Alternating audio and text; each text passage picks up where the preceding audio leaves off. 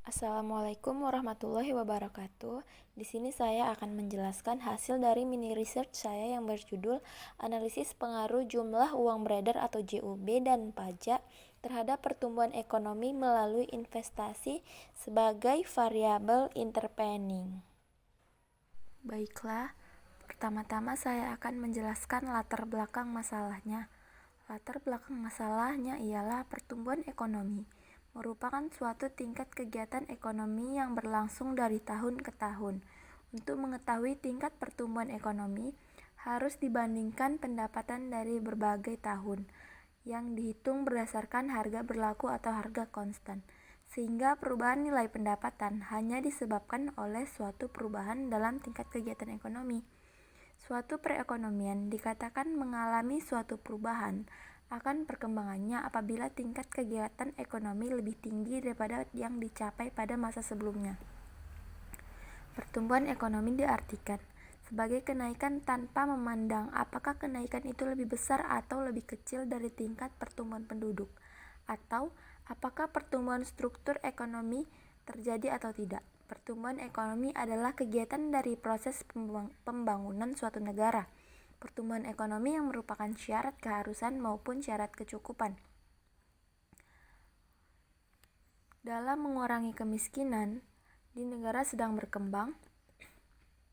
Terjadi transformasi struktur perekonomian dari pola perekonomian pertanian subsistem tradisional ke perekonomian yang lebih modern, lebih berorientasi ke kehidupan perkotaan.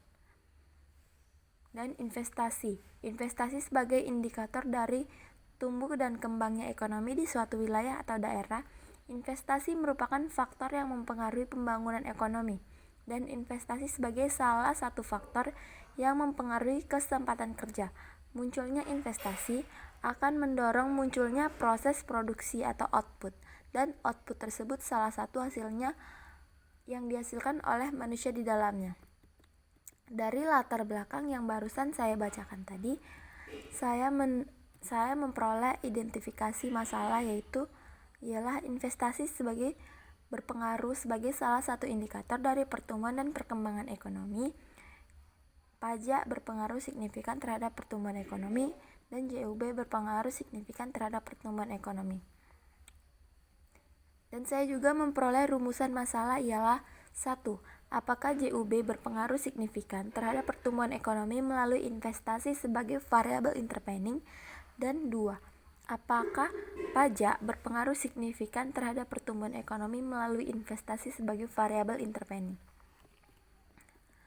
Adapun tujuan penelitian ini dilakukan ialah untuk menganalisis dan mengetahui pengaruh JUB terhadap pertumbuhan ekonomi melalui investasi sebagai variabel intervening, dan untuk menganalisis dan mengetahui pengaruh pajak terhadap pertumbuhan ekonomi dan investasi sebagai variabel intervening. Berikut ialah kerangka konseptual yang baru saja saya buat, dengan X1 ialah pajak, dan X2 ialah JUB atau jumlah uang beredar, Y1 investasi sebagai variabel intervening, dan Y2 PDB. Dari kerangka konseptual yang saya gambarkan, saya mendapatkan hipotesis ialah JUB berpengaruh signifikan terhadap pertumbuhan ekonomi melalui investasi sebagai variabel intervening, dan pajak berpengaruh signifikan terhadap pertumbuhan ekonomi melalui investasi sebagai variabel intervening. Untuk metode analisis data yang saya gunakan ialah metode analisis jalur atau metode path analysis. Analisis jalur bertujuan untuk membuktikan hipotesis, yaitu membuktikan apakah investasi menjadi variabel utama dalam mendukung pertumbuhan ekonomi yang dilihat dari penerimaan pajak dan pengeluaran pemerintah dengan persamaan 1 dan persamaan 2, dan menggunakan persamaan aplikasi persamaan 1, persamaan 2, persamaan 3, dan persamaan keempat. Dengan keterangan Y1 sama dengan investasi, Y2 sama dengan PDB, X1 sama dengan pajak, dan X2 sama dengan JUB dengan error term atau tingkat kesalahan. Analisis jalur atau path analysis didukung oleh uji mediasi. Uji mediasi bertujuan untuk menguji apakah variabel intervening berfungsi sebagai mediasi atau perantara dengan syarat P1 atau pengaruh langsung lebih kecil daripada pengaruh tidak langsung, maka HA otomatis diterima. Sedangkan sebaliknya, jika P1 atau pengaruh langsung lebih besar daripada pengaruh tidak langsung, maka HA otomatis ditolak.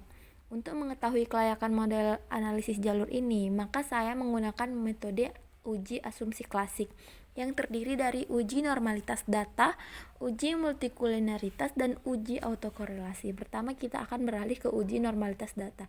Di sini saya telah menyiapkan data dari tahun 2005 sampai tahun 2015. Jenis data dalam penelitian ini adalah data kuantitatif, bersumber dari data sekunder secara time series dari tahun 2005 sampai dengan tahun 2019 melalui website World Bank. Hasil analisis data. Uji asumsi klasik bertujuan untuk mengetahui apakah estimasi regresi yang dilakukan benar-benar layak digunakan atau tidak. Data yang diperoleh dari data sekunder secara time series selanjutnya akan diuji asumsi klasik. Berikut ialah grafik dan pp-plot hasil dari uji asumsi klasik. Dalam penelitian ini, penguji asumsi klasik atau normalitas data dideteksi melalui analisis grafik histogram dan normal pp-plot yang dihasilkan SPSS. Berikut ialah hasilnya. Dari grafik histogram menunjukkan kecembungan seimbang di tengah, dan grafik pp-plot menunjukkan titik-titik sebaran data berada di sekitar garis diagonal, maka data dinyatakan berdistribusi secara normal. Untuk uji ini berarti data kita lulus dari uji asumsi klasik atau uji normalitas data. Berikutnya kita akan menguji uji multikulинaritas. Uji multikulинaritas dilakukan dengan melihat nilai toleransi dan VIP atau variance inflation factor. Data yang baik harus terbebas dari masalah multikulинaritas. Berikut ialah hasil tabel dari uji multikulинaritas di atas, dan hasil uji multikulинaritas diketahui bahwa nilai toleransi atau VIP pada tabel di atas menunjukkan bahwa semua variabel dalam penelitian ini tidak mengalami multikulинaritas. Hal ini ditunjukkan oleh nilai toleransi yang besarnya jauh melebihi angka 0,1 dan VIP variabel tersebut besarnya kurang dari 5, maka data tersebut terbebas dari uji multikulинaritas. Uji yang terakhir ialah uji autokorelasi. Uji autokorelasi ini bertujuan untuk menguji apakah dalam model regresi terjadi ketidaksamaan varians atau residual satu pengamatan ke pengamatan yang lain. Dalam penelitian ini, metode yang digunakan untuk mendeteksi gejala autokorelasi dengan melihat grafik plot antara nilai prediksi variabel atau z-pred dengan residualnya. Berikut ialah hasil dari uji autokorelasi. Gambar scatter plot menunjukkan bahwa titik-titik yang dihasilkan tidak terlalu menyebar secara acak dan tidak pula membentuk suatu pola atau tren garis tertentu. Hasil pengujian ini menunjukkan bahwa garis regresi ini bebas dari masalah uji autokorelasi. Baiklah, kita langsung saja ke hasil analisis path analysis. Path analysis atau analisis jalur terbagi ke dalam analisis pengaruh langsung dan analisis pengaruh tidak langsung. Jika pengaruh langsung lebih besar dibandingkan dengan pengaruh tidak langsung, maka variabel intervening kurang berperan dan sebaliknya. Berikut ialah data dari persamaan 1 dari JUB sebagai X1, investasi sebagai Y1, dan PDB sebagai Y2.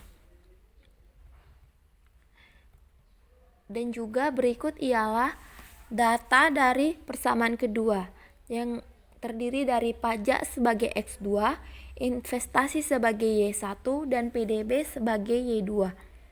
Lanjut kita ke persamaan ketiga. Di sini tuh datanya ada JUB sebagai X1 dan investasi sebagai Y1. Lanjut yang terakhir kita menggunakan data yang keempat, yaitu pajak sebagai X2 dan investasi sebagai X1. Di sini kita langsung dapat menguji ke hasil dan pembahasannya. Hasil analisis data dari uji normalitas data, multikuliniaritas, dan uji autokorelasi. Hasil analisis dari path analysis atau analisis jalur terbagi ke dalam analisis pengaruh langsung dan analisis pengaruh tidak langsung. Jika pengaruh langsung lebih besar dibandingkan dengan pengaruh tidak langsung, maka variabel intervening kurang berperan dan sebaliknya. Hasil persamaan pertama ialah sebagai berikut. Dari tabel di sini kita dapat melihat bahwa nilai R-square-nya adalah 0,796 dan nilai betanya dari jumlah uang beredar ialah 0,936 dan dari investasi ialah 0,234. Kita lanjut ke persamaan kedua. Persamaan kedua kita mendapatkan nilai R-square-nya ialah 0,166 dan nilai betanya ialah dari pajak. Kita mendapatkan nilai 0,057 dan investasi sebesar minus 0,383. Lanjut ke hasil persamaan ketiga. Di sini kita mendapatkan nilai R-square sebesar 0,465 dan nilai beta sebesar 0,082 di kolom JUB. Untuk yang terakhir dari hasil persamaan keempat, kita mendapatkan nilai dari uji ini 0,146 dan nilai beta sebesar minus 0,382 dari kolom pajak. Dari tabel yang saya jelaskan tadi, saya menggambarkan kerangka konsep dan hasilnya. Berdasarkan kerangka konsep di atas, hasil analisis jalur menunjukkan bahwa JUB dapat berpengaruh langsung terhadap PDB dan juga dapat berpengaruh tidak langsung, yaitu dari pengaruh JUB ke investasi sebagai variabel intervening lalu ke PDB. Besarnya pengaruh langsung JUB terhadap PDB sebagai P1 atau pengaruh langsung ialah 0,936 dan besarnya pengaruh tidak langsung JUB terhadap PDB melalui investasi sebagai variabel intervening ialah 0,019. Lalu besarnya pengaruh total sebagai pengaruh mediasi JUB terhadap PDB melalui investasi, pengaruh langsung dan pengaruh tidak langsung ialah 0,955. Dari kesimpulan, nilai total sebagai pengaruh mediasi lebih kecil daripada nilai pengaruh langsung dan lebih besar daripada pengaruh tidak langsung. Maka hasil perhitungan yang dapat ditunjukkan ialah nilai pengaruh langsung atau P1 sama dengan 0,936. Lebih besar daripada nilai pengaruh tidak langsung atau P2 kali P3 sama dengan 0,019. Maka secara otomatis HA ditolak. Artinya pajak tidak berpengaruh signifikan terhadap pertumbuhan ekonomi melalui investasi sebagai variabel intervening, atau dapat disimpulkan bahwa investasi tidak menjadi variabel yang memediasi atau mengintervening antara JUB terhadap PDB. Maka investasi tidak berfungsi sebagai variabel intervening. Untuk persamaan kedua, kita akan melihat pengaruh JUB terhadap pengaruh pajak terhadap PDB melalui investasi sebagai variabel intervening. Dari gambar sudah saya jelaskan, X1 itu ada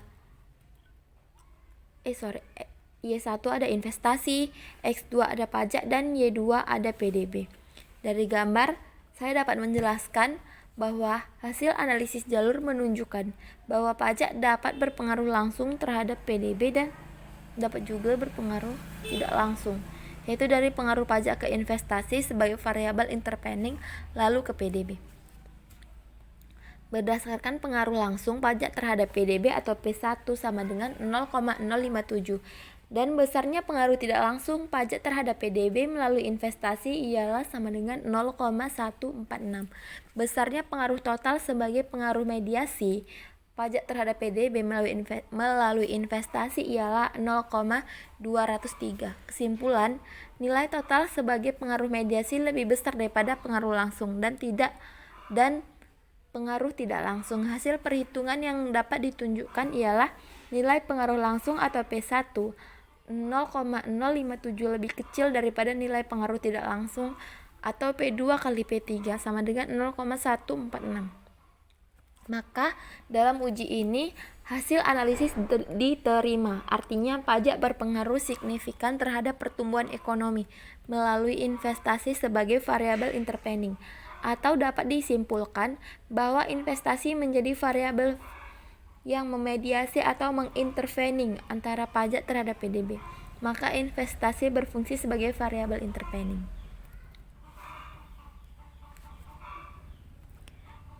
Sekianlah presentasi yang bisa saya sampaikan dari hasil analisis yang saya buat. Lebih dan kurang saya mohon maaf. Wabillahi taufiq wal hidayah. Wassalamualaikum warahmatullahi wabarakatuh.